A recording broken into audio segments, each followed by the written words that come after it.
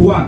Rapport d'enquête sur l'authenticité du certificat de déclaration de patrimoine délivré par le greffier Wilfrid Elie à l'ancien sénateur de la République, Willow Joseph. 4. Rapport d'enquête partiel réalisé au Centre national des équipements CNE. 5.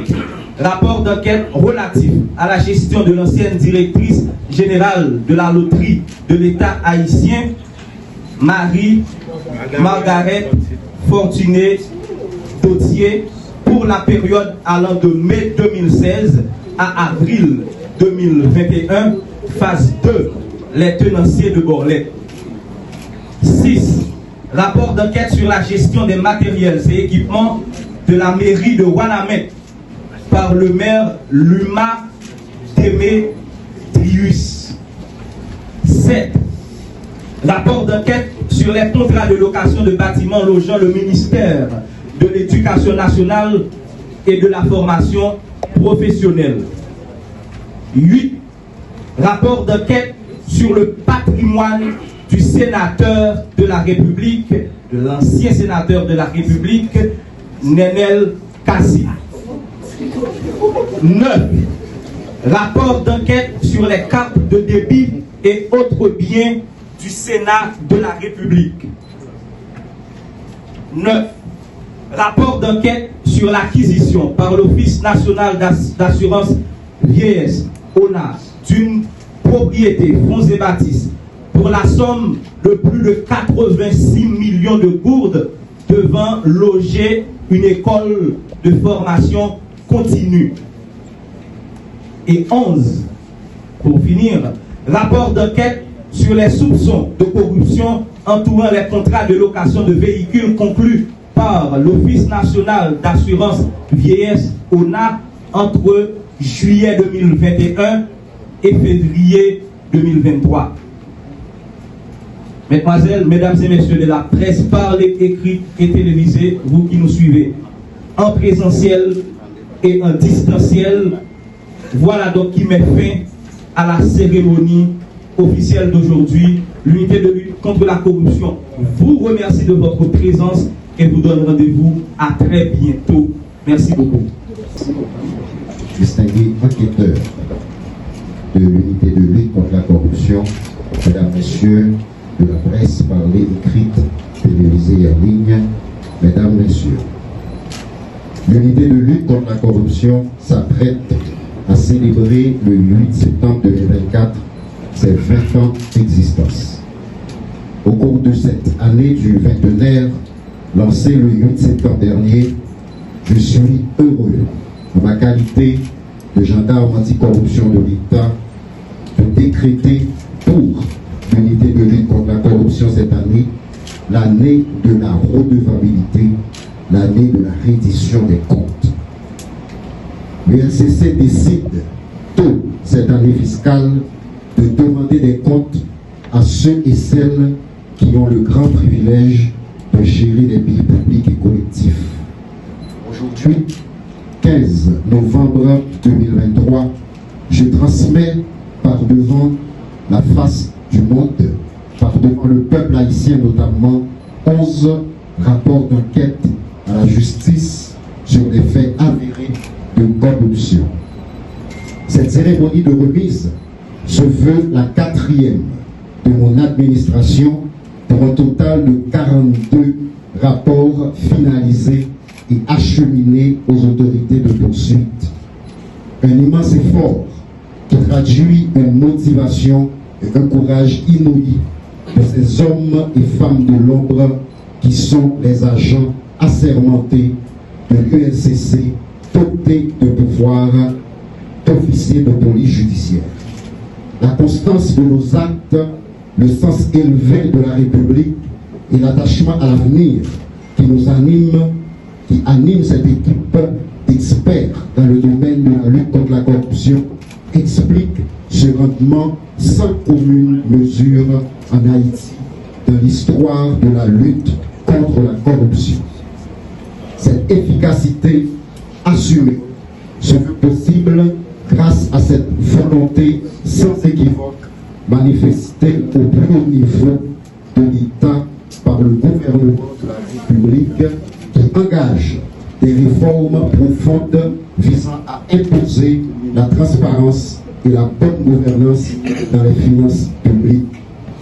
Ces dossiers présentés ce matin ont fait l'objet d'un traitement minutieux qui a nécessité la mobilisation des compétences diverses, notamment en audit, en droit, en investigation financière et numérique. Il touche plusieurs institutions de l'État ainsi que des agents publics, des personnalités politiques qui avaient pour certains et qui ont encore pour d'autres le devoir et la responsabilité de gérer en digne et honnête citoyen l'argent du peuple haïtien.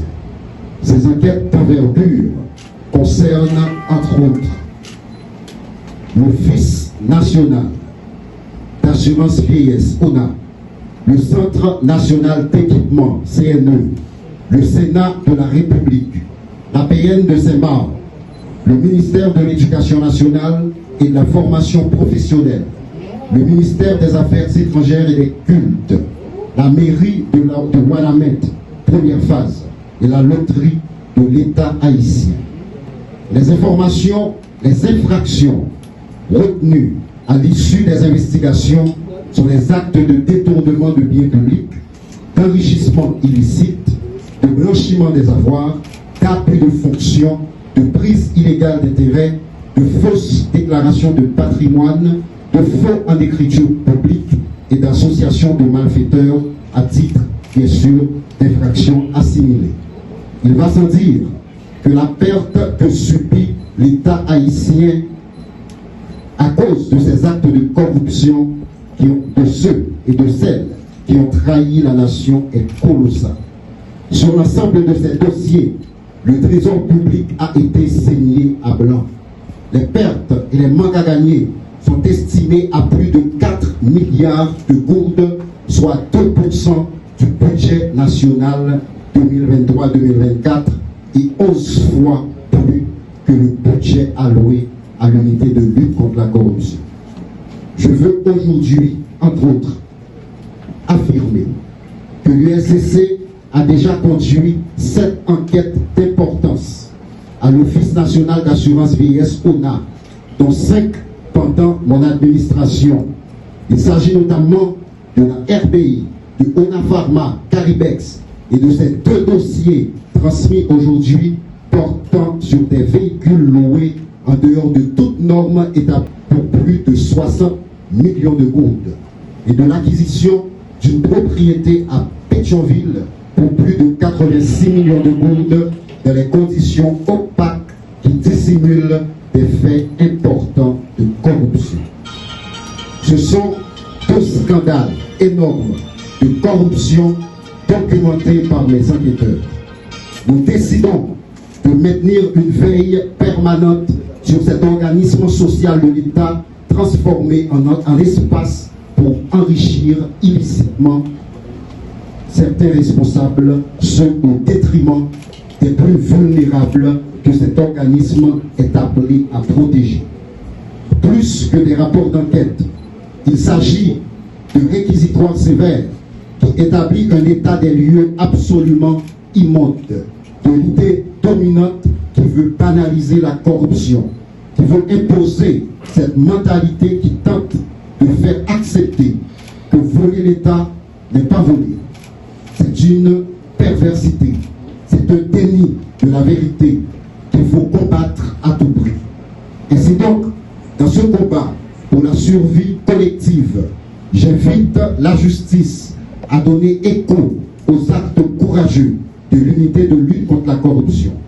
La justice est l'une des pièces manquantes dans ce combat que nous conduisons avec conviction. Pour 31 rapports d'enquête acheminés durant les 3 dernières années de mon administration, seulement 2 ordonnances sont rendues par 2 juges d'instruction. Je veux à cette phase saluer les efforts qui sont constatés dans certains dossiers transmis dernièrement par des juges qui portent en eux la dignité de la fonction et qui font honneur à ce corps respectable. Je demande donc solennellement à tous les magistrats, ceux dans le respect de leur indépendance, de prioriser d'abord les intérêts de l'État et de la collectivité dans les dossiers de l'UNCC. Les sanctions prononcées par des cours au nom de la République sont le remède le plus efficace pour stopper cette hémorragie qui avilit tout un peuple et qui anéantit le projet de vie de nos jeunes dont l'ultime recours est la fuite de leur terre. Chacun prenne sa part de responsabilité, que la société, que les structures organisées d'ici et d'ailleurs sanctionnent ceux qui se font complices, tant par leur inaction que par leur complicité, des corrompus et des corrupteurs.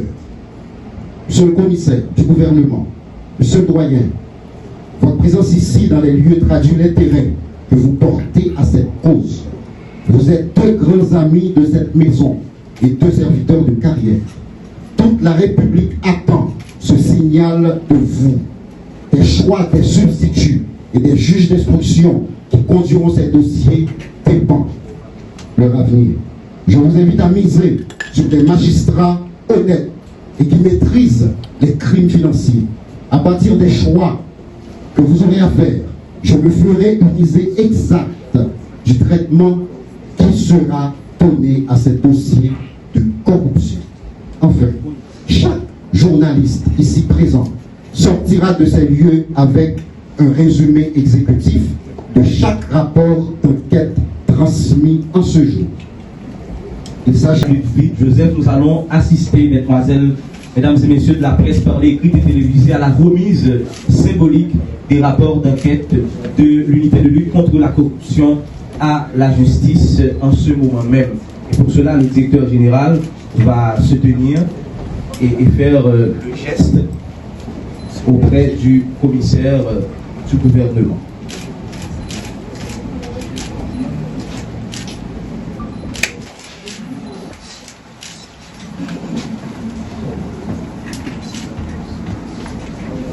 Donc voilà.